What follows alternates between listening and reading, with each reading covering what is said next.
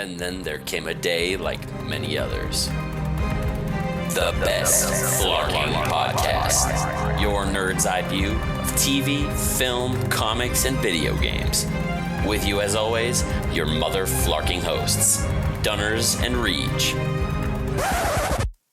Hey, after the podcast, you guys want to go get shawarma? Anybody? Shawarma? Okay. Hello, people of Midgard. It is that time again. The Best Flarking Podcast, Civil War Edition.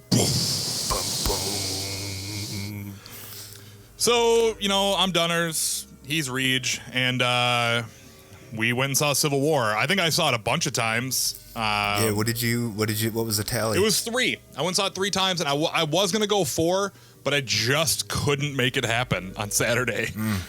So Mother's Day, we got to get one in too, which is nice. Great. Yeah. We went and we did gardening and did all the Mother's Day stuff that Mara wanted to do. And then she's like, we should go see Civil War again. Let's go do this. Let's get down to business. I'm not opposed. So, yeah, I saw it fucking 3 times. They got like $67 of my money just straight up seeing it in multiple configurations, no less. Seeing it in 3D and 2D. I have not seen it in IMAX, which I feel like is a crime. If you're gonna go see it, I would recommend IMAX because it feels like you should really be in an actual IMAX auditorium with actual IMAX sound and video, because that is a awesome film, which we will get into in great detail because we're gonna go top to bottom. So without even having to really say it, spoilers are going to happen like crazy. Yeah. So, well, I got the drop now. Yeah. From last episode. So spoiler alert. So if you haven't seen it yet and you want to be surprised still, 1, stay away from the internet because Marvel is now just firing off spoiler images themselves, and 2, hit stop. Punishment. Hit stop right now and listen to a different episode of this, or like go listen to an episode of Serial again, because we know that you like that podcast, because you probably do. Everyone did. Probably just got done listening to it. Fucking see, I know, man. Everyone I don't listen to Serial. I know it's like cold cases or whatever. I've never listened to a single episode. I know that it's like the Making a Murderer of the radio world. So. Right. I think it's just turned into another one of those things, though, that everybody does, so I intentionally don't do it. It's like it's like a couple buddies of mine with Game of Thrones. They're like, I don't watch Game of Thrones. Why? Because everyone watches it, so fuck that. Right. I'm like, well, I don't want to conform. I'm like, that's too bad, because it's fucking sweet. I don't know. Like, that's too bad that you don't want to watch it, because it's fucking tight. Which Serial might be it's actually pretty fucking sweet. Yeah, I don't know. I just didn't get involved because, like, in the same way that it was like, have you seen Making a Murderer yet? I'm like, no. You gotta watch it. I'm like, what is it about? Some guy that maybe been framed for murder. Like, okay. We're in the same boat there. I was just like, that doesn't really sound like it's gonna do it for me. I think it's really cool that they made a show like that, but it just doesn't sound like it's gonna work for me. You gotta watch it. Well, and if there's one thing that we do not do on this podcast, is it's yucking somebody's yum. It's true. It's very true. It's our coat of arms. Like, our very first fucking Best Flarking Podcast shirt is gonna be like a logo that says the Best Flarking Podcast and like a coat of arms around it, like inscribed in there as "Don't yuck somebody's yum" around the outside of the circle. Which digital artists out there. Eventually, there's a freebie. Eventually we'll make some shirts and some things. But we're just still so busy. We're still so busy trying to master getting the podcast done and like make list bait happen and try and wedge in some more shows. And try to get a website made. Yeah. Like, we are. It's all assholes and elbows over here, really. Like, it's all really jammed in. So, like, shirt making doesn't really seem to be at the absolute tip top of the list, but we'll get to it eventually if some of you guys want to wear them. If you guys do want some kind of like merchandise, though, let us know, because we would love to make money. So we could probably shift a priority or two to make some bank, I guess. But without further ado, it is time to go back to 1991. Whilloo. So this is where Civil War starts. So turn it off now, because you've been spoiled that it starts in 1991. Stop listening if you haven't seen it. And we start at the Siberian facility where they are for the lack of a better term, Manchurian candidating the Winter Soldier. Because in between his jobs, they wipe his mind and then they bring him out of it, and they use a conditioning string of words to get him to do what they want. And we get to see him steal what appears to be a trunk full of super soldier serum, because it's blue, like the one that Ross had and used on the Abomination. But I'm not quite sure it's the serum.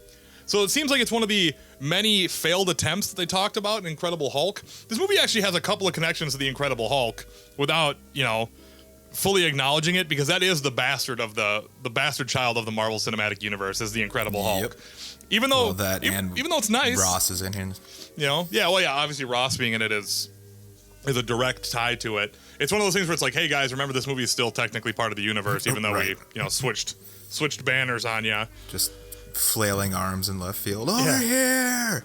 Remember there's us? an awesome Harlem fight scene. It's like, that is actually really a fucking sweet fight scene. But badass fight scene. So he goes out and about. We see him crash a car, steal some super soldier serum, and then you see him go back, and it's like, great job, Soldat. And boom, Civil War starts. And we're in Lagos, where the MTV Movie Awards clip is, if you guys had watched that, this is that MTV Movie Awards clip, but we get to see obviously the whole thing because we're actually at the movie. And it starts off with what appears to be Cap and Natasha training. Scarlet Witch and Natasha. Well, and Cap's in the building though, on the headset. Dialogue, So they're training Scarlet Witch to be a better spy, is basically what they're doing right now. Because they're having her call out all the signs and what the entry points and exit points would be. Which is awesome. Yeah, so they're training to watch this. So the train going on. Which kind of explains why Vision and War Machine aren't there, because that would draw a lot of attention, and they're trying to be covert. And the last thing you need is a dude who's made of purple, green, and gold, and basically a walking rocket launcher. You know, so that ends up going into Cap realizing that the target they'd been scoping out is not their target, but an infectious disease center where an unnamed biological weapon, unimportant, doesn't fucking matter. No. What it is doesn't fucking matter. And that's where we get into that fight scene where Cap dusts all those guys. It's beautiful. Great fight scene. Excellent way to open the movie. We get to see Cap throw his shield, bounce off the floor and the ceiling, and fucking bury someone's head into a pillar, which, a couple weeks ago we talked shit about that Cap killing people video. God. He most certainly killed He most certainly kills 4 or 5 people here. The guy he grabs by the foot and just wails swings into a pillar. That guy's dead. The dude he runs and jump kicks into a pillar. That dude's spine is gone. See ya. Or the dude he kicks a truck into. Like, there's all sorts of things happening. So we run through that. Even cooler though, what I thought was, what's the name of Falcon's buddy? Red Wing? What does he call him? There you go, Red Wing. Yeah, that was amazing, man. That's a fantastic inclusion, because it's like there had actually been some complaints of, where's Red Wing at? How come he doesn't have Red Wing? And they're like, well, because that'd be really fucking weird to have him have a bird, No. So making him a drone is actually kind of neat, Well, yeah, especially how it's used in the opening scene. Yeah. He tells him, the truck, go get him. Yeah. And then just... Yeah, and he gets to figure out, it's like, it's max load, and dude's got a gun. It's like, oh, shit, he's a bad guy. But they, basically, we get all of Crossbones' goons get all fucked up, and we see that Frank Grillo's character from Civil War is very Freddy-like now, and face melty, wearing a mask, and decides, this is actually one of the parts of the movie that I think was kind of weak. Crossbones just decides he's going to try and blow himself up to kill Cap. That's super dumb. That's a dumb plot point for Crossbones. He was smarter in Winter Soldier. So it's just kind of like, all right. It's ill-advised. The his suit is great, and those little pneumatic super fists, because he's laying some punches down on Cap pretty hard with those super fists. Yep. And then he gets dogged because like you do when you're a C-lister villain. He's the Batroc in this movie. He's this film's Batroc the Leaper. He just gets fucking dusted real good by Cap. And real quick. And he's also kind of the incinerating incident, if you will, because he tries to blow himself up, and instead of blowing himself up, Scarlet Witch stops the fire, so you see him basically exploding a halfway. She throws him into the air and doesn't throw him away from a building, throws him towards a building, blows a building up, kills a bunch of people, which leads to the the Sokovia Accords, but we had speculated about that way back. I think that kind of I think the internet kind of figured that one out right from the jump, was that there's going to be a fuck up of epic proportions in the beginning with the Avengers. Right. And it was going to cause some problems. And then once we had seen Age of Ultron, it got implied that it would be Scarlet. Right. I didn't think that they would be killing Wakandans though, who are just kind of like on a mercy mission. So it's like, so it ties in pretty hard to all of that. And then we get to see Thunderbolt Ross, our second callback to the Incredible Hulk. And he crushes it. He's actually, Thunderbolt Ross is amazing in this. I love to hate that guy. Absolutely. I mean, that's the whole purpose of Thunderbolt Ross, is to hate his guts. And he's a little bit different. He's not as like, reload, I'm drunk and I'm a failure. He's gotten perspective because he had a heart attack. And some hair coloring. Yeah, he's he doesn't look as like haggard and raggedy anymore. Being the Secretary of State or Secretary of Defense has helped him immensely. He's not tired or upset or chasing for the social life too, probably chasing the Hulk anymore. Probably repaired the relationship with his daughter, or just got over it. Yeah. So he comes in, brings Tony with him. We are glancing over a part where Tony gets a guilt trip, but just so we can get through a full synopsis, so that way we can actually review the movie. So Tony's with them. Tony's on board for the Sokovia Accords. We have a lively discussion about the concept of sticking together versus freedom of choice to defend people. And Cap has the primary disagreements that what if this council that we're a part of won't let us go to somewhere we're needed? Or if we feel we need to go somewhere and they won't let us go, that like the whole, we want to go and help these people. Like, no, you can't. Or they're like, or conversely, what happens if the council says you have to go here and stop this terrorist uprising when it's actually a bunch of like freedom fighters? And like, well, we don't want to kill these guys because like they're just trying to, take care of themselves. So Cap has a very big fundamental disagreement about who is going to tell him where he's going to go. And we obviously know where that comes from. And that's because fucking Hydra had integrated the organization he was working with and basically built flying helicarriers to kill everyone.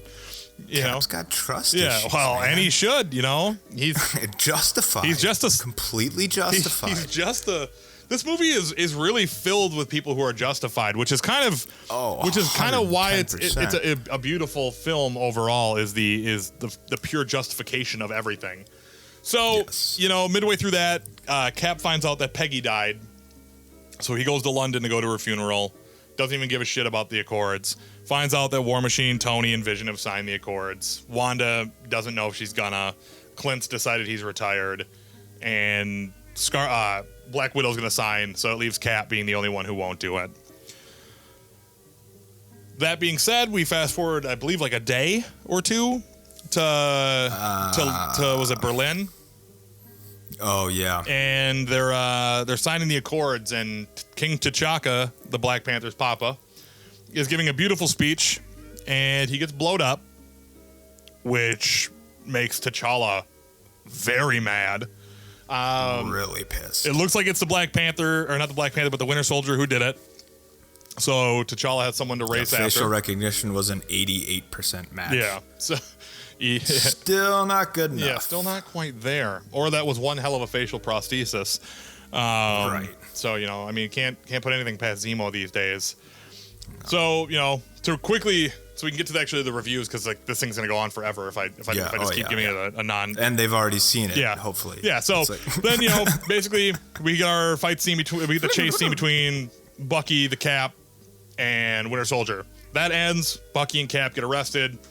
T'Challa just signs the forms apparently, and they just because he's a king, so they're not. Yeah, I guess we never got that. Well, they're not. Well, do they even know? That's a foregone conclusion because he was already totally A-okay with the Accords. So. Right. He just like, sign. Tony basically, Daniel Bruhl triggers the Winter Soldier. Cap and Winter Soldier fight. Daniel Bruhl escapes the building. Winter Soldier and Cap, we get that beautiful Chris Evans is super muscular pulling a helicopter scene. Dog, I love it. I just love it. He even glances at his own bicep like, yeah, motherfucker, look at it. Oh, look at my pump. I got that pump. So then we get Cap on the run. Emily Van Camp, Agent 13, brings him the bird suit, the shield, and and Winter Soldier's armor. Cap gets a kiss. He gets the big thumbs up from his homies and their little VW bug they're rolling around in. Oh, man. And then, basically... Can you scoot over? Can you move your seat up? No. Then we get, he enacts a captain-sized plan. He gets Clint Barton out of retirement to go rescue Wanda, who fucking bends the Vision in half and throws him through the floor. He gets the Ant-Man from San Francisco, which apparently they cut a whole scene that had Hank Pym and Janet Van Dyne in there telling him not to go with Cap because it was going to make him a fugitive again and to think of Cassie, but they cut it because they didn't want that to be... They didn't want Cap... Word. They didn't want Cap to look like an asshole for asking him to break the law. So... Damn. Which, I mean, it kind of is, where it's just like... Suppose, part of the parole. Going out of state. Yeah. Well, I mean, not even just the parole. I mean, just acting as a vigilante without being registered is much bigger than breaking parole. Yeah, much. Yeah. Like, and first and foremost, the Ant-Man can pretty much get away from anybody, obviously. So they're not worried about it in enacting their superheroics in San Francisco, because they're not going to, Tony's not going to catch him. Nobody is. No terrorist task force. None of that shit's going to happen. But, so he comes along. We get what is arguably the greatest 20-ish minutes of movie in history. Ever. We get to see the introduction to the Spider-Man. Spider-Man. The Black Panther in full-on Panther style. And my personal favorite part of the movie, Ant-Man going Giant Man. Yes. And oh boy, we'll circle back to it when we talk about, what we liked, what we loved, what we, the good, the bad, and the ugly of it. But after that whole fight scene ends, we got Black Widow turning on Tony, putting the shock down on T'Challa, which seems to not work so well. T'Challa seems to just kind of run right through it, almost catching up. And then the superheroes other than Cap and Bucky get arrested, and Cap and Bucky go to Siberia to stop the Six Deadly Viper Assassin Squad from Kill Bill, but they're all super soldiers. Crossover. You got Buck and Missy and Oren Ichii. Like, these are all fucking Tarantino characters. So they get there, find out that it was all just a ruse. Zemo wanted them to get there so Cap and Tony and Bucky would end up fighting and killing each other. I mean, obviously Bucky and Cap are never going to fight each other, but never. Tony and Cap would, because we find out that car in the beginning is Tony's parents. To no surprise of any Marvel fan. Yeah, just surprising no one. I mean, even technically, if you've seen Iron Man 1, you knew that they died in 1991. Yeah, if you've been watching them, yeah. If you've watched Iron Man 1, it even says in 1991, the death of a Titan, and they talk about it in the first one. So it's like, it shouldn't have surprised anyone that was coming. But nonetheless, it was still pretty great to see that. For the casual Marvel fan, though, the 3 times I was in the theater, I heard audible gasps when they saw Tony's dad on the ground. So there were a lot of people who were surprised by that mechanic. And even Kevin Smith actually said he was just floored by that surprise and didn't realize it himself. Wow. And he's a huge comic fan. So, if you didn't get it, no big deal. So the big fight happens that everyone wanted to see. Cap and Iron Man go at it. Pretty safe fighting for both of them for the first half of it. Until they're not trying to fuck each other until until Winter Soldier gets his arm blown off. It's not like the stakes have been risen to critical level. And then Winter Soldier gets his arm blown off, and Tony's like, it's fucking on. And Steve is like, I realize that it's on. I'm still not going to fight you with my max power level. Right. And Tony starts putting the boots to Steve because he analyzes his fight pattern. And this is like, I guess this will be the first part now that we're almost at the very, very end of it. I firmly believe that Cap is holding back the entire fight until he gets up and says, I can do this all day. Because he doesn't realize that Tony is so far gone that Tony is willing to kill him. Until that very end. And the reasoning I have behind this is when he's fighting him one-on-one, he just backs Tony into a corner and he's punching him, which is an okay strategy. That's fine because Iron Man's getting hurt.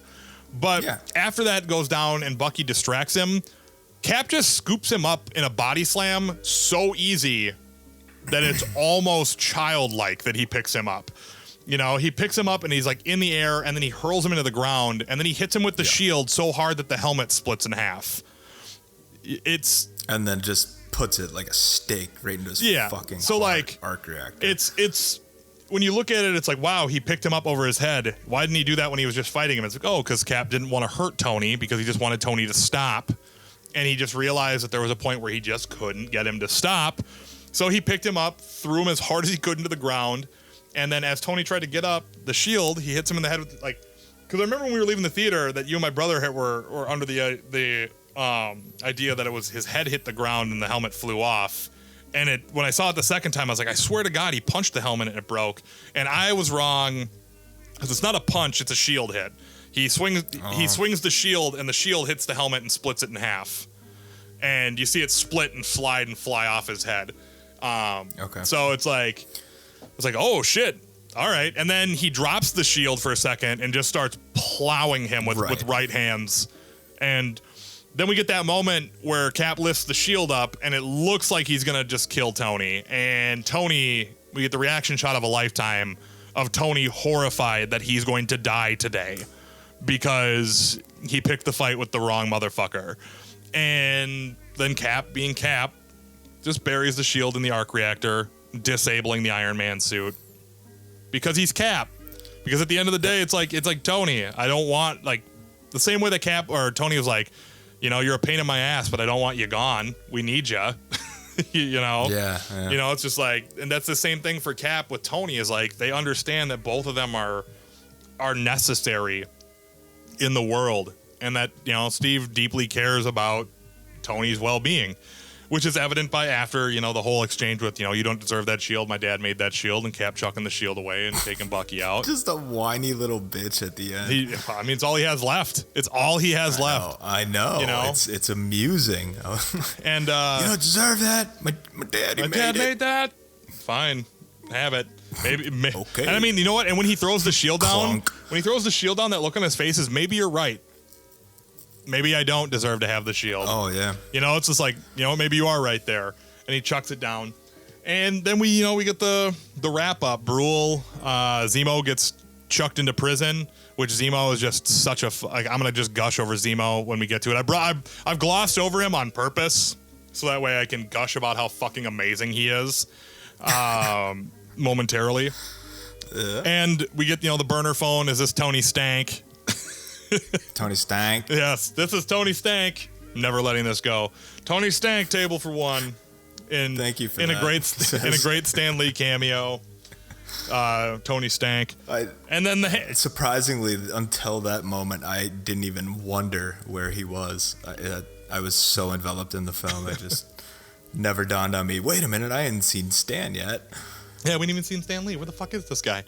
And then, excuse me, you get an amazing handwritten letter talking with Cap saying, hey, you know what? I realized that I wasn't sparing you shit. I was sparing me the guilt of having to tell you that Bucky killed your parents and that I hope someday you can understand. He doesn't even ask for forgiveness. He just asks that Tony understands and that he's happy that Tony's at the compound, which means that clearly Steve has eyes on where Tony is.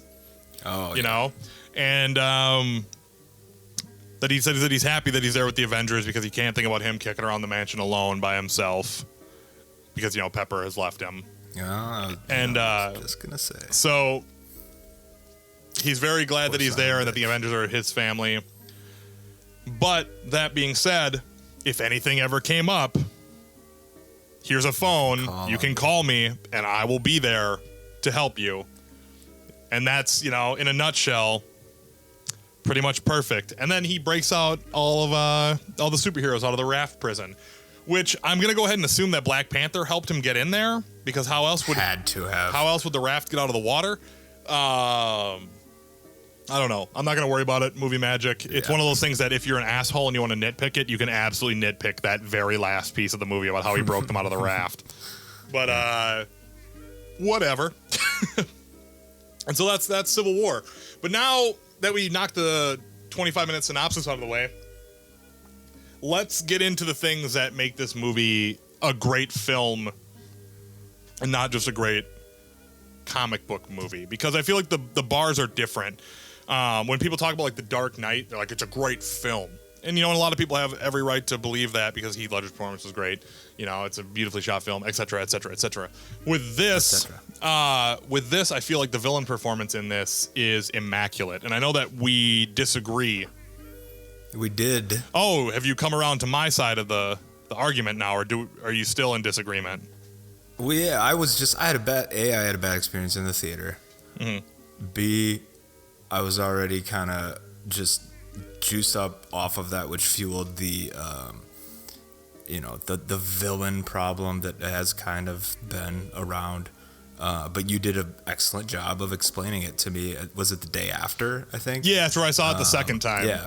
Yes. And that's when I was like, okay, all right, I absolutely dig that, because I had seen it a second time at that point. So, yeah, no, I'm totally on board now. I get it. I get it. Well, I thought we were going to have, an argument of some sort, but we're not going to have one now. Now we're just going to talk about it. But for me... did I let you down? Well, not let me down. I mean, sometimes people thrive on conflict, Right. And, but I've seen lots of articles go around back and forth on this particular issue that Zemo is a bland cookie cutter Marvel villain because he just has a revenge plot, which I think is a total crock of shit. And here's why. Still let them know, though. Tell them what you told me, man. Here's exactly why I think it's a crock of shit. I had a couple buddies who compared the Zemo storyline to being Mickey Rourke's character in Iron Man 2 because Mickey Rourke wants revenge too, and it's like, yes, they do. They both want revenge. But the concept of revenge versus the concept of vengeance are very different things altogether. Because in Iron Man 2, Mickey Rourke is mad that his dad was exiled for being an under-the-table weapons secret seller who sold out Tony Stark when they were working together. And he got exiled out of the U.S. because not Tony Stark, but Howard Stark. And Howard got him exiled from the U.S. because he was a total fuckman about it. And that's a justifiable reason to get someone kicked out of the country. And Anton is just a pissy child that his life turned out shitty because his dad was a shitty person. Conversely, Zemo took his family out of the city to save them. And conceivably, Zemo was back in the city fighting, which is why he's still alive, because he was part of Sokovia's death squad, Echo Scorpion. He was the leader of it. So guaranteed he's in the military's there fighting in that fight against the Ultron bots. Guaranteed he's there. So he got his family out to his dad's outside of the city, and his family are killed by the actions of superheroes. And you see the things in his voice of, I know I couldn't hurt them because greater men than me had tried and failed. There's that moment alone that kind of illustrates where he's at. He's not trying to take on anybody. He's not trying to take over anything. He doesn't want someone to fail because he hates them. He wants them to pay for their actions because their actions cost him everything. And he wants someone to be accountable, which is very different than any other villain we've ever seen. Because every other villain we've had in the Marvel Universe, if you want to call it the villain problem, all want to control something or take something or get something or do this or do that. Zemo just wants the people who killed his family to hurt each other. And he wants to know that his family didn't just die because some dudes came in, fought something, and then went home. Like in his mind, his family was murdered. Right. No, they were. And that's the thing about it is that if you want to look at it and call Zemo a villain in this movie, then Tony's a villain because he murdered that lady's son. And Sure. Black Panther is a villain because his dad was killed and he wants to kill the guy he thinks responsible. Zemo's existence makes you question the concept of heroics in general. And that makes him an awesome villain. Because is he? I honestly don't think he is. Like, are the things he does villainous? Yes. Blowing up a building and hurting people is very villainous. That's a shitty thing to do and awful. But his plan required him to do those things to get the retribution he thought his family deserved. And there was no other way for him to do it. And there's a lot of things when you look at Zemo where it's just like, I'm doing this because I have to. It's all I have. You know, you lost someone. I didn't lose someone. I lost everyone. It's different for him. And he just, you can see in his tone, his way he carries himself and everything. He says in the very beginning of the movie when we first see him, a man can do anything with experience and patience. And he executes that throughout the whole movie about how calculated he is. He pulls the wool over everyone's eyes until the very end of the movie, with the exception of Cap. Yeah, he's super calculated. You know, he puts this whole thing over on everyone, and his end game is to kill himself. You know, yeah, after it was all done. Yeah, just I got what I was here for. And he didn't even care to watch them fight. Nope. Like, he didn't care about how they did it. He just wanted them to do it and to hurt each other. Like, he destroyed the Avengers. He did it. You know, and that's the beautiful thing about when they put him in the pit at the end and it's like, how do you feel knowing your plan failed? Did it?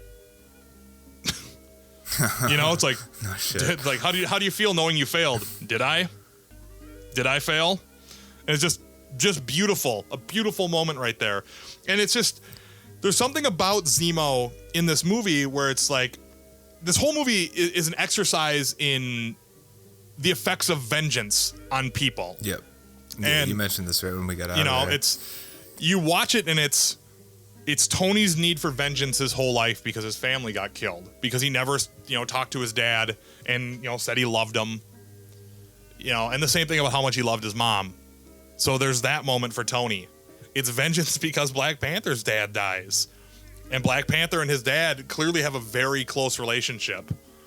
And he's a very dutiful son, and he's close to his father. And to have him die in an explosion on a day when he's basically heralding Wakanda's return to the world, right, doesn't sit properly with him. Yeah. For Cap, it's being blinded by the fact that his friend is not the monster that everyone thinks he is. He was brainwashed by Hydra, and he didn't willingly do any of those things, and he's so fervently trying to clear Bucky's name that even he is blinded by his vengeance for getting one back on Hydra during this whole event. This movie is just watching major players be consumed by these driving forces to get even. And it's crazy because all of them are justified. Every single person is justified. T'Challa's justified for wanting to kill the person who killed his father. Tony is justified for wanting to get the guy who killed his parents. Cap is justified for wanting to clear Bucky's name. And Zemo's justified for wanting someone to have to say that it's their fault that his family died. Because that, in his mind, they just like, whoop, done killing the Ultrons, time to go. And that's what, in his mind, that's what it was. It was like, I searched the wreckage for 2 days to find my family's bodies. And what did the Avengers do? They went home. It was just like, it's like, what the fuck? So when I hear that, like, oh, he's such a cookie cutter villain, I'm like, that dude there's so many layers there, and it's so deep. Zemo is an incredible villain that is on par with Kingpin and Purple Man, but he's only been on the screen for 2 hours. Not even. So like, there's some deepness there. Like, he's not nearly he didn't have as much time to breathe as Loki for us to learn to be interested in him. But man, do I want to see Baron Zemo as the master of evil more than anything. Like, I'm so excited to watch this transformation. That's what you made where everything that you had mentioned was validated for me. is the transformation. Watching him turn into the leader of the Masters of Evil. Yeah, yes, please. You know, and I feel like, you know, Daniel Bruhl has signed on for like what, between 6 and 9 pictures. They don't really completely disclose how many pictures he signed on for. No, they did recently. Oh, okay. I think it was. I thought it was like You're somewhere around there. Yeah, it's somewhere 6 or 9. It's somewhere in that multiple of 3 area. And you don't sign someone to that many movies to not use them, you know? So I feel like he's gonna get out. He's gonna get powers because the Avengers do come back together to fight Thanos. That's the only way it's gonna happen. And if his driving force in his life is that he wants the Avengers to pay, that's a dangerous person because he'll do anything to get it done. I mean, we've already seen that, you know? So I think Zemo's a really, really incredible villain. I really do. I think that Daniel Bruhl crushed it as him.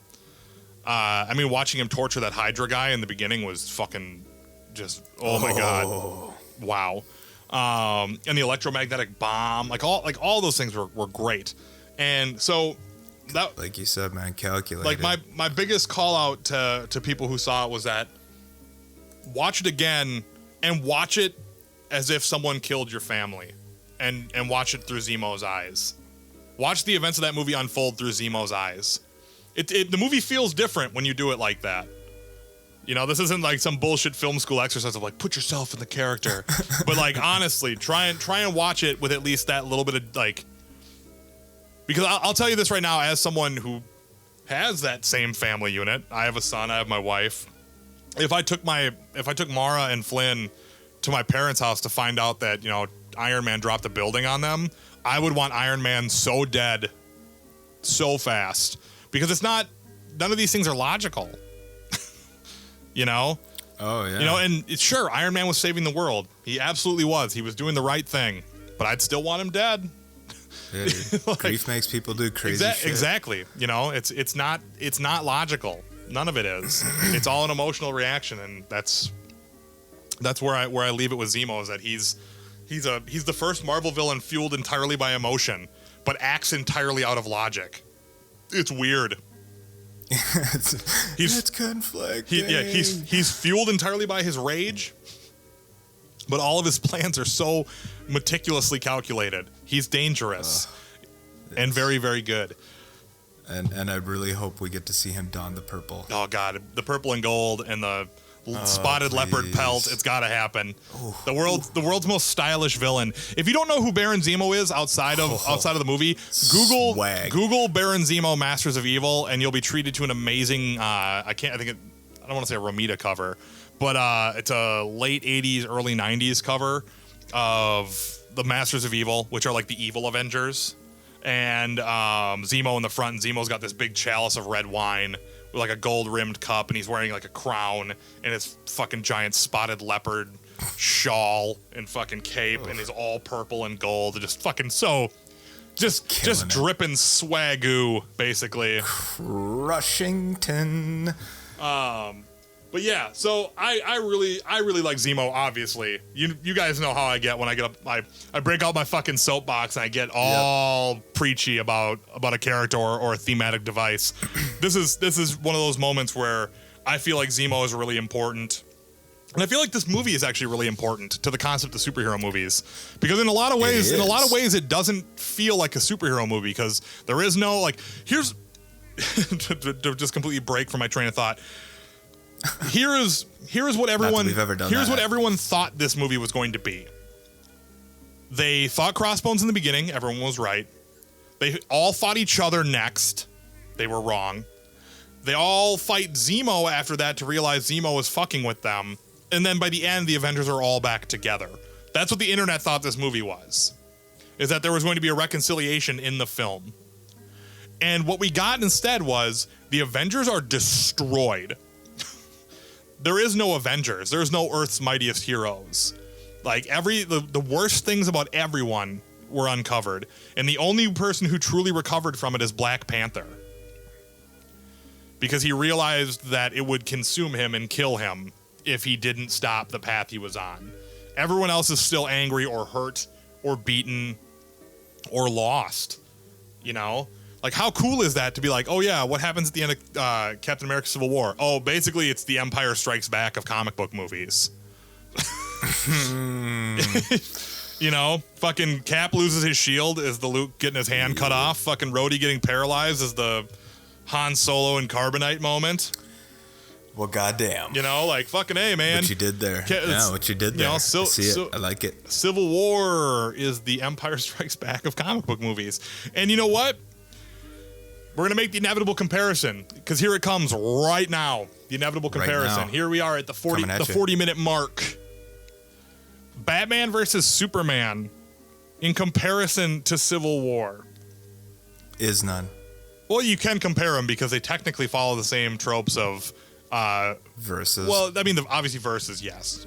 that's the very first trope you can put in there. Of course, the verses in Cap Civil War are much longer. Yeah. No, I know. The setups and much better. People, yeah, but people fueling the feud. No, it's the outside. How each movie handles the concept of responsibility for your actions. Batman versus that yeah, one. Batman versus Superman kind of like skirts around it, and they're like, oh yeah, you're supposed to be responsible. You got to come to a court hearing. Whereas like in Civil War, like Tony gets ambushed by somebody's mom who's like, my son died as a social worker in fucking Sokovia trying to help people. You dropped a building on him.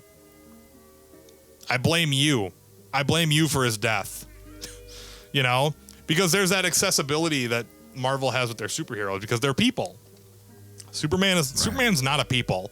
Like his secret identity is just like a dude who like writes stories about why Superman's great and why nobody should be mad at him. Like, man, right. Superman's so sweet. He's a friend of mine's. But so well, and even the non-humans that we have in Marvel, we care about because we've had them for so many films. Vision has been Jarvis the entire time, practically. Right. You know? So you still give a shit. Can we talk about Jarvis's wardrobe being on fleek up in here? Like, Jarvis was out here crushing the game with a cardigan and some fucking sweet pressed. Oh, in the pleated, comic? No, I mean in the movie. What, in the movie, who's Jarvis in the movie? Or not? I mean, the Vision. Vision. I'm like, what? What? Vision in the yes. Vision in the movie is just rocking this like Dapper. fucking super hot 50s style. He has like an ascot on and It's like just beautiful. a fucking cashmere sweater and some like fucking nice loafers and shit. And he's like cooking peppercash for Scarlet Witch and shit. That's right. Like, man, Vision is just Thought it would remind you of your homeland dish. Vision is trying to get out of the friend zone so hard in this movie. He's just like, hey, look, I made you dinner, and like, I want to protect you, and like, hey, maybe we should stay in a Netflix and chill. And then she's like, don't walk through my walls anymore. You're fucking freaking me out. He's like, but the door is open. Like, Vision had a lot of really good strides of like building his humanity in this. I think it was really incredible with him was, you know, that walking through the wall, and I love that Scarlett called him Viz. Instead of, you know, Viz, we talked about this. The door was open.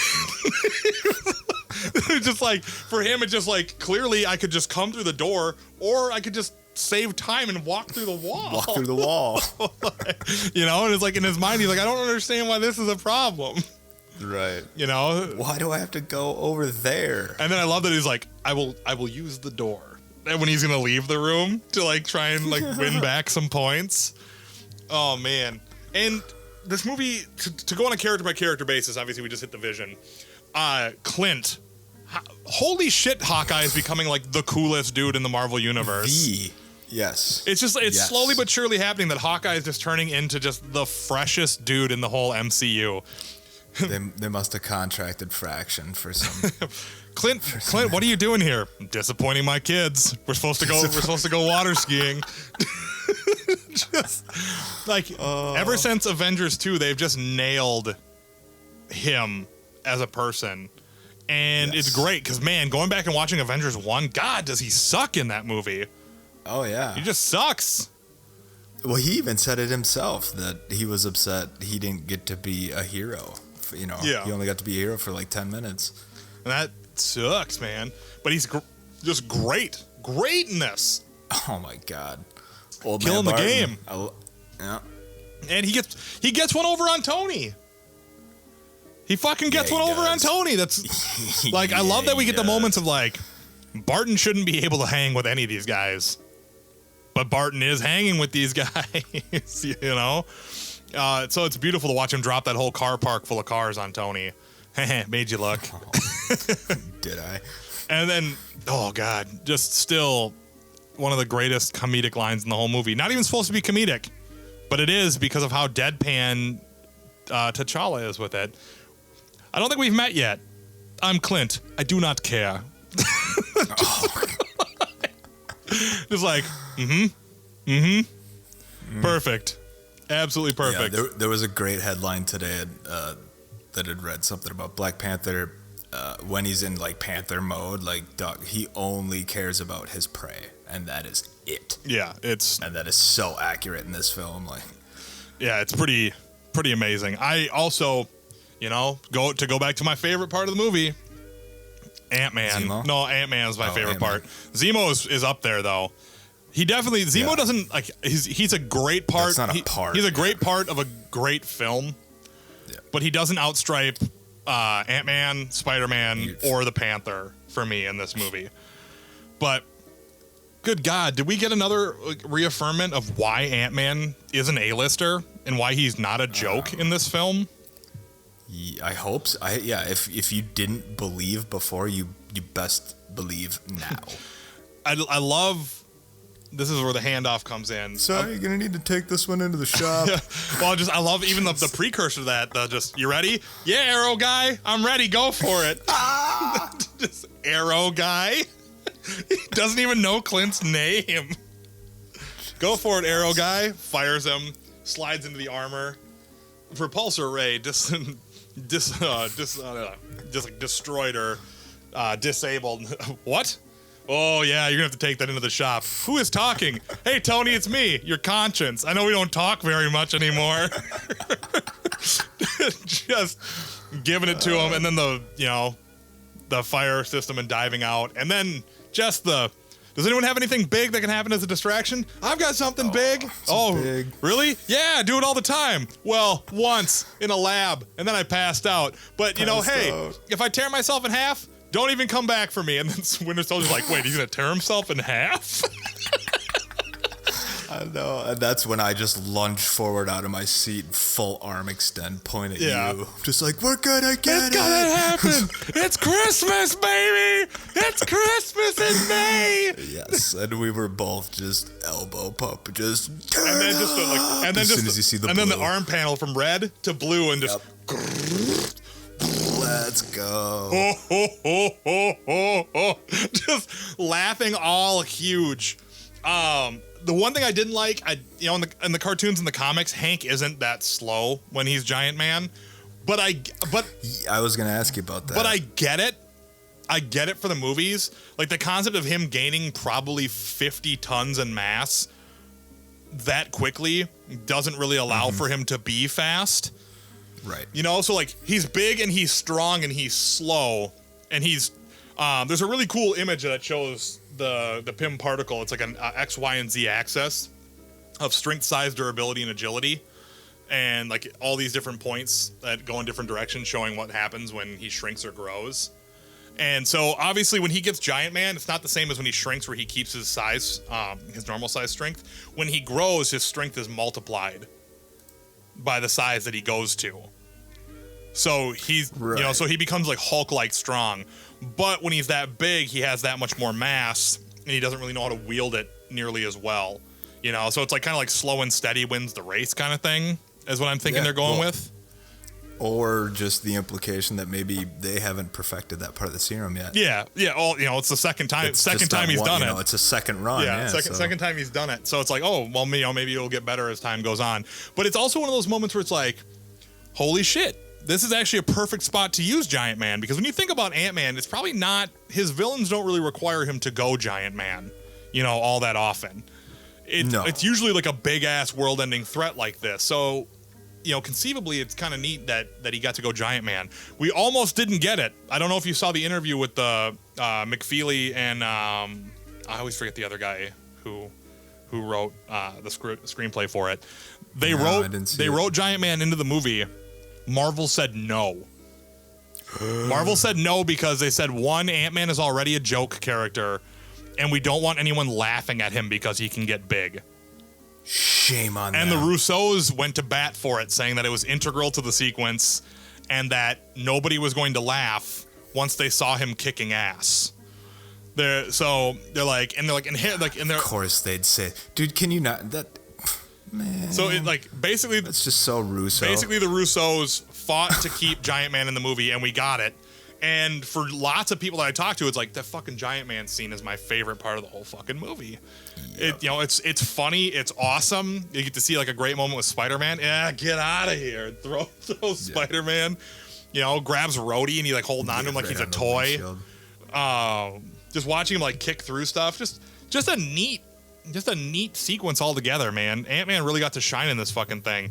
But let's get to the other insect. How about that? Just because I feel like people want to hear how we feel about the Spider-Man. Reach, how the fuck did you feel about the Spider-Man? Spidey. Spider-Ling? Spidey. Spider-Boy? Spider-Man. Oh, what is not to be said that hasn't already been said? Honestly, man, anybody who's seen it knows. Let me ask you this. Do you feel like this is an apt comparison? The first time you watched Iron Man and realized that Robert Downey Jr. is Tony Stark and Iron Man, Yes. Tom Holland is Peter Parker and Spider-Man. Yes. That's how I felt coming out of that theater. I was like, oh shit. Because even, Chris Evans is an amazing Captain America. Chris Hemsworth is an amazing Thor. Paul Rudd's an incredible Ant-Man. And Chadwick Boseman's an incredible Black Panther. But it's not one of those things where I feel like I couldn't see them being played by someone else. I could see any of those characters being played by someone else. I would prefer them not to be, obviously. But Iron Man, I can never in my mind see anyone other than Robert Downey Jr. being him. Because they're basically the same person. And when I see Tom Holland as Spider-Man, I go, holy shit, we got a kid who's 18. He's going to be Spider-Man for the next 20 fucking years. This is going to be awesome. And what helped that, I think, for me at least, is you using that analogy reminded me of our introduction to Peter and that dialogue between him and Tony. Mm-hmm. So seeing Tom as Spider-Man and RDJ as Iron Man, it's just like, oh, yep, cool. And more of this, please, more of this.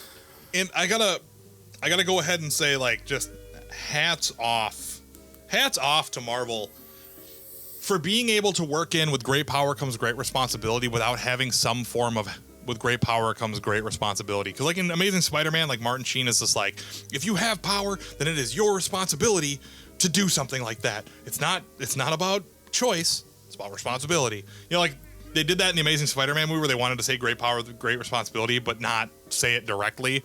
But they still use those words. And obviously the Spider-Man fans are like, yeah, we fucking get it, Uncle Ben, great power, great responsibility. Yeah, fucking great. But to have Peter go, when you can do the things that I do and you don't, and the bad things happen, that's your fault. It's like, boom, great power, great responsibility without saying power or responsibility.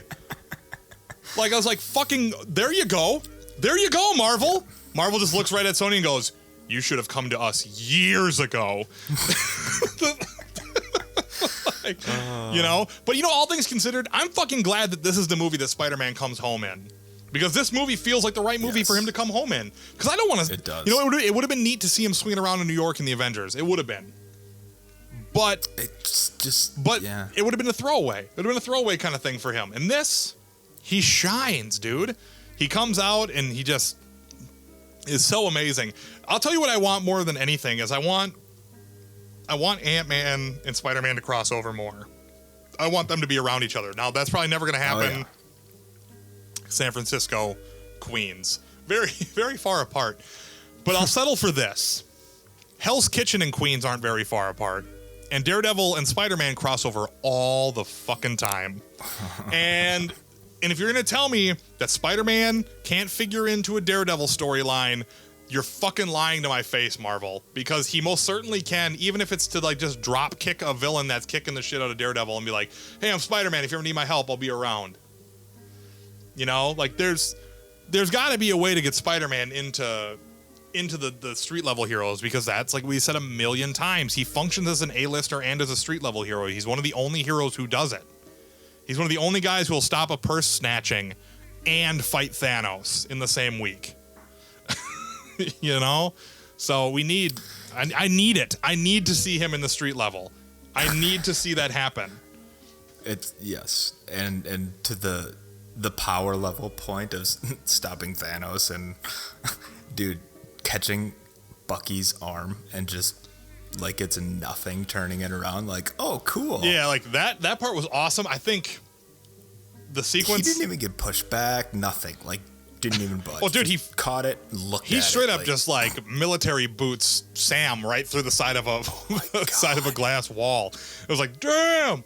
I'll tell you the part I really like though is when Spider-Man's chasing Sam and Bucky throws that like half of a cart at him, and you see Bucky kind of like and throw it, and then a moment later you just go, hey buddy, I think you lost this, and he just comes flying back twice as fast and just smashes into the wall, and it's like, fuck, Spider-Man's strong.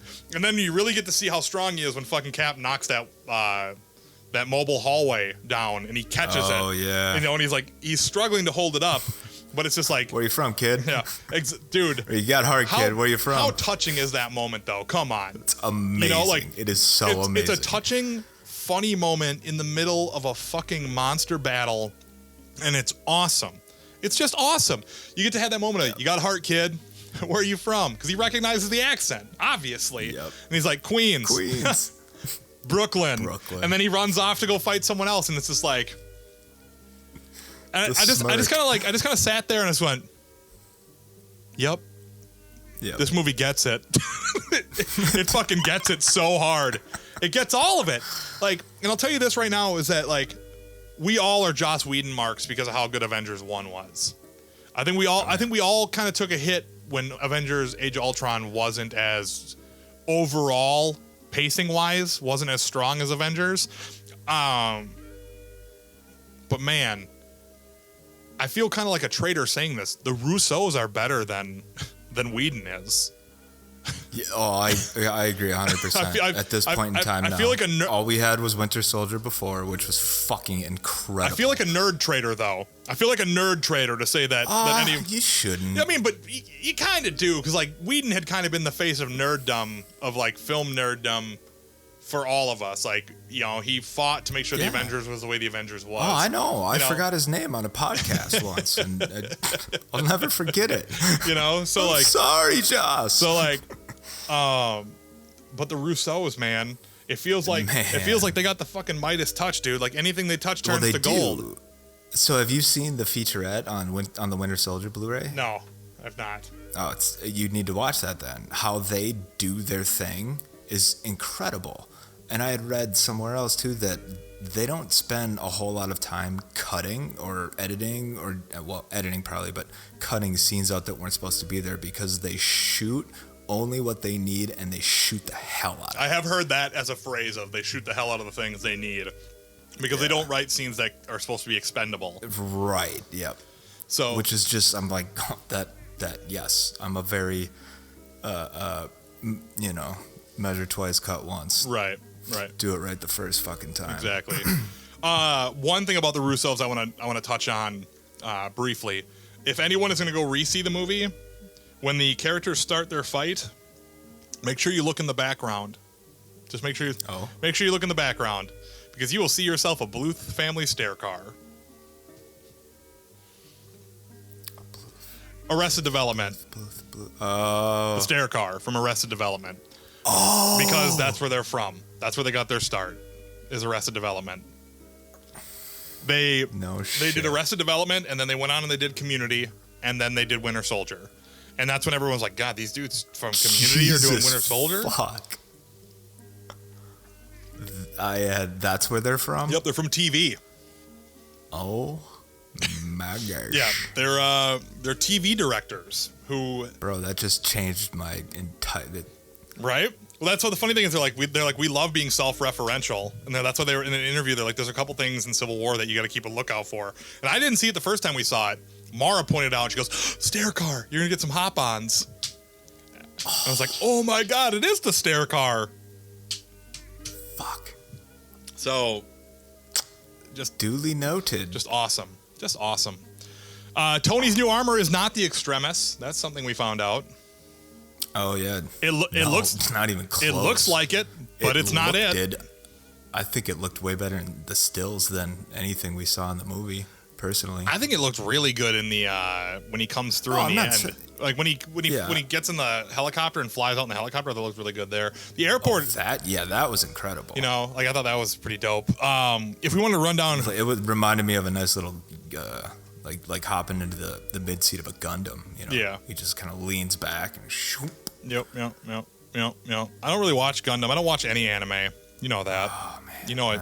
You know I'm not an anime guy. And I'm not, like we do here. We don't shit on people. What people like, but Adam don't like anime for the most part. So that was also a knock against my nerd cred because a lot of people get super uppity. A lot of people get get super uppity with me because I love like Adventure Time and I love Gravity Falls and Rick and Morty. I love a lot of like American funny animation that isn't particularly great, and I also really like DC's animated universe. I think they do a really good job with their stuff. But like storylines in anime never really play out for me. They never work. They just don't do it for me. But I think the way Tony fights in this feels really different than the other Iron Man movies. And I think it has to do with the fact that he's trying to zero in on people who have powers the whole time and not just like robots or Chitauri. Well, yeah, but also, in what circumstances do we see him fight anyone else other than Cap? Well, I mean, not many. Yeah, I mean, we had to see him go after Wanda, and then we got to see him fire a couple shots at Giant Man before tackling him, and But it's not really anything he could have combated with. Yeah, that's true. It's true. That makes sense. But in the sake of time, What would you, if you had to give this like a numeric, like Nick Regis, what would you rate this movie out of 10 if you had to give it a 1 out of 10 rating? How would you, 1 to 10? Where do you land? Oh, man, I'm so biased though. I didn't say whether or not you tell me whether you're biased. I said you give me the number. Right. It's from 9.5. Can I go halves? I'll let you go halvesies. Right, I'd even let you go. I'd even let you go quartersies if it really served the purpose. Ooh, can I get a third decimal?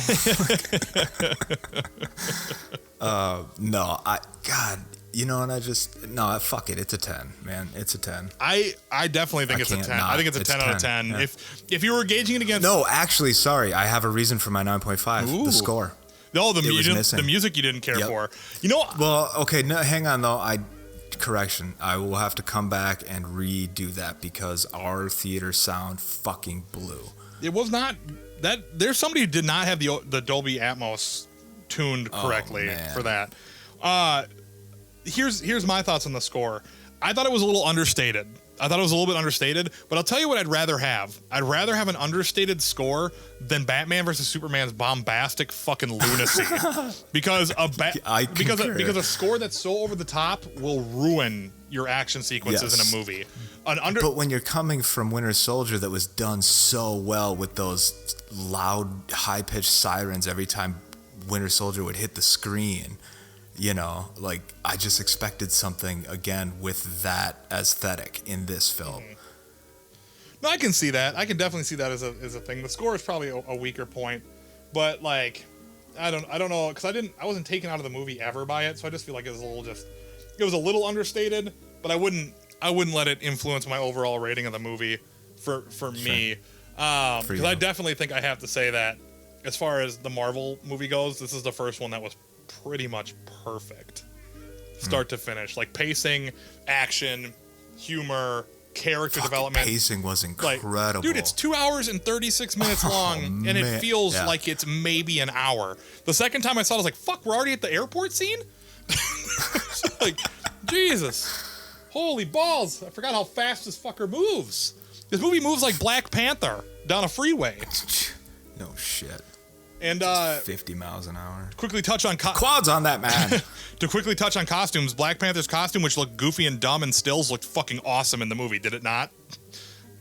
I didn't think it looked goofy and dumb and still. I thought it looked kind of dumb. I thought it looked a little bit too matte for the still photos. But then, as always, still set photography does not belie what the actual suit will look like.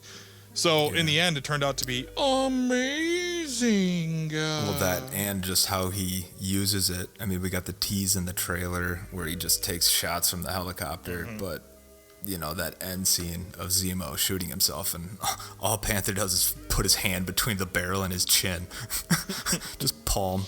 Oh my goodness, Nope. so dope. Not today. So tight. Just so dope. Vibranium. No, what does he say? The living still have work for you or something? The living are not yet done with you. Yes. Fucking just brilliant coming from a Wakandan. My God. Justice will come for you soon enough. Yeah. Tell that to the dead. Catches the gun, fires the gun, catches the bullet. The living are not yet done with you.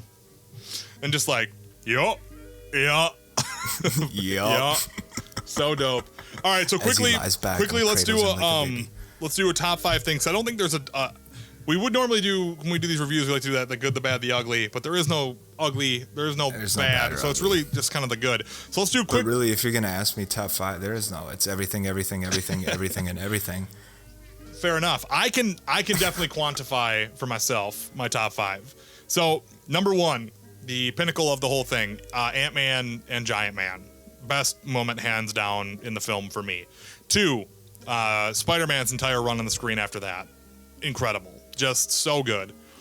3, the introduction of Black Panther as a fully fleshed out character who's already a superhero and making him seem like he's a well-oiled part of the Marvel Universe without having any time to really get to know him is 3. 4, we all know it's Baron Zemo. We know that. We know that it's Baron Zemo because I've already gone crazy about it.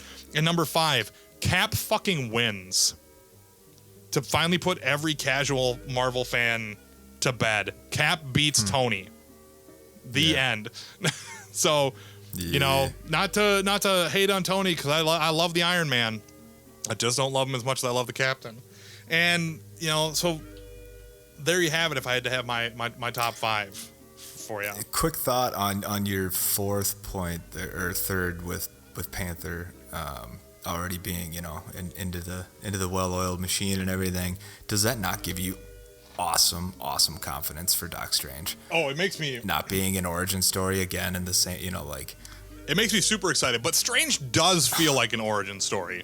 I mean, the trailer most certainly makes it feel like that. Yeah, but that's the teaser trailer. We'll get shit that, you know, you can't just start with, you know, throw them right in the middle. Right. Middle of the shit walking through portals. How the fuck did we get here? The Eye of Agamotto has sent me here. What the? The Eye of what? What the fuck is the Eye of Agamotto?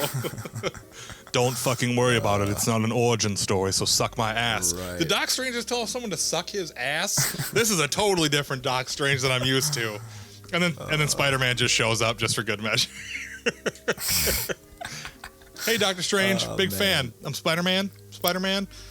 No My shit. gosh, Spider-Man's in it. I'll try to think right off top then. I might not make it to 5, but I know number 1 for me, or not number 1, not in any specific order, but off top of the head, Falcon and how he's been upgraded. And again, a level of training that, you know, we just have to assume happened during the interval of these films, which is just awesome because he's using his suit in so many different ways now.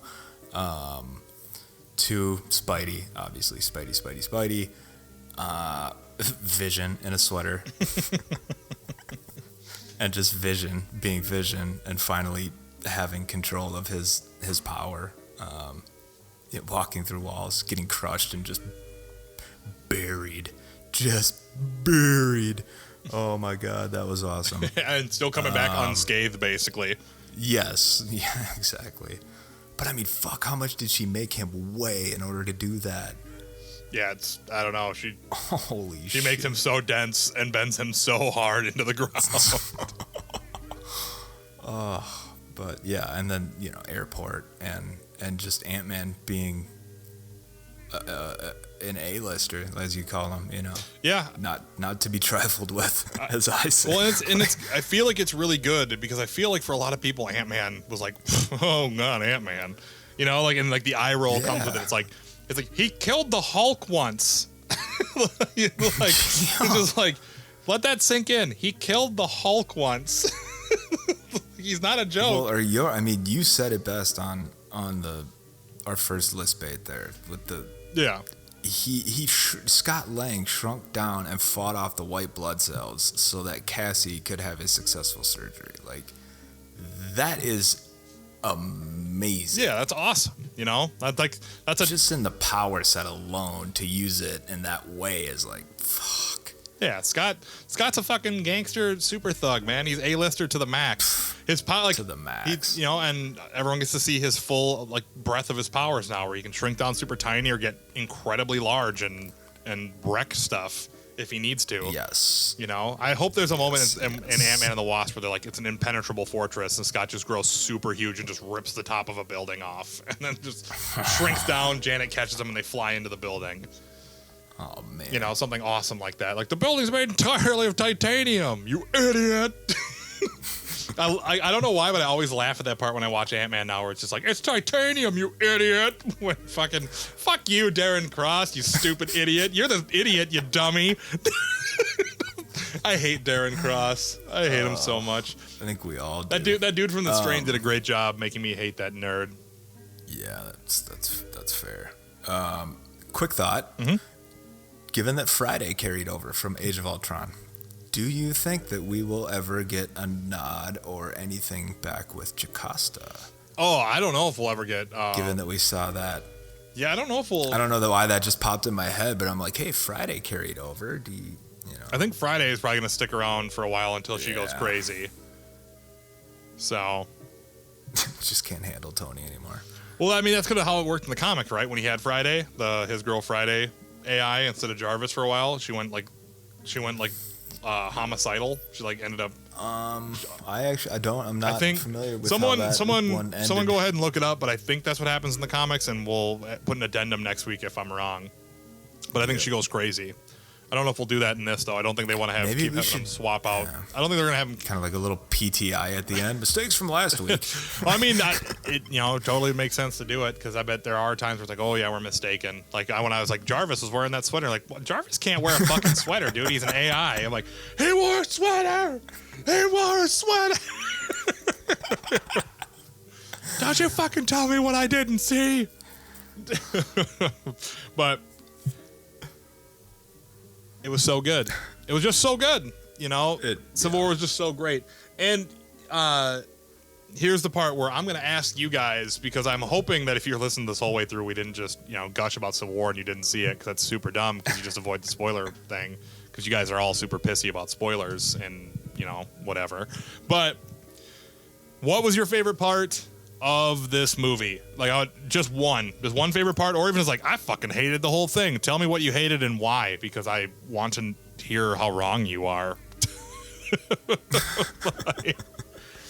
Because I actually have a buddy who texted me and just went, "You're so fucking wrong. Civil War blew dicks." And I was like, no, dude. And he's like, superhero movies are over. They're so lame. They was so cliche. I was like, my text back was, if you thought this movie was cliche, you clearly were trying to be upset by it, and you weren't looking for how deep it was.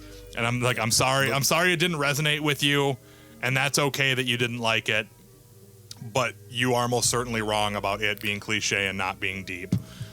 Look for reasons to complain, and you will find them. Oh yeah, you can. If you go into a movie with the mindset you're just not gonna like it, you most certainly won't. It's just, I'm gonna hate this. That's why I'm trying. I'm trying to put the brakes on fucking X-Men, but these reviews keep coming out where it's like, X-Men, skip it. It's old. I'm like, no, come on, stop popping up on my Twitter timeline. I was thinking of this right before the podcast today too. I'm like, we don't yuck somebody's yum, but what if somebody's yum is just so completely wrong? I mean, that's the thing is like, you know what? They're entitled to that opinion, but you're wrong as hell. That's all how I feel about it. I mean, there's never a moment where it's just like, you know what? You're a fucking stupid idiot. I don't ever go full Darren Cross on him or anything, but like, no. I don't zap him into like a puddle of snot with my snot gun. Which, you know what? Fuck making the Yellow Jacket suit. That snot gun is way better than anything. What? Just gone, dead. Yeah, but you can't do that in the Marvel universe. I mean, he did it to that guy who's like, so it's a suit. Yeah, but you get max maybe 3, which is why we got the lamb, and then that was it. But he fucking zapped him. You can only turn 3 biological life forms into goo per Marvel. That's the Marvel mandate. Yes, that's. If you're gonna liquefy anyone, you get at most 3. So use them wisely, guys. Use them wisely. But yeah, so let us know, what you thought of Civil War, and like we said earlier, if you want us to make T-shirts and shit, let us know about that too. And so with that, I'm going to launch in to the spiel. So here comes the spiel. We really appreciate you guys listening to the show. We love it, having you guys be our audience. You guys are the reasons that we make this show, despite the fact that we really like to hear our own voices. So if you can do us a favor, tell 2 friends about the show, and maybe they'll really enjoy it. If you have some friends who like comic books or comic movies or video games or any of the goofy shit we talk about, we would love to have them listen to the show, so recommend them to the SoundCloud or the iTunes link. Or if, they're interested in being able to see all of our cool stuff from our podcast and our new shows like List Bait, have them go to the Best Flarking Network on YouTube. They can just hop onto the Google and type in Best Flarking Network, and we'll be the very first response. We're also on Instagram, Twitter, Vine, and pretty much everywhere you can do social media stuff, with the exception of like Friendster and MySpace, which are so over. So, yeah, thanks for listening, and we'll catch you next time. You guys have all been great. Thank you. We, of course, have always been just a little bit better. Just a wee bit. And we've also been The Best Flarking Podcast.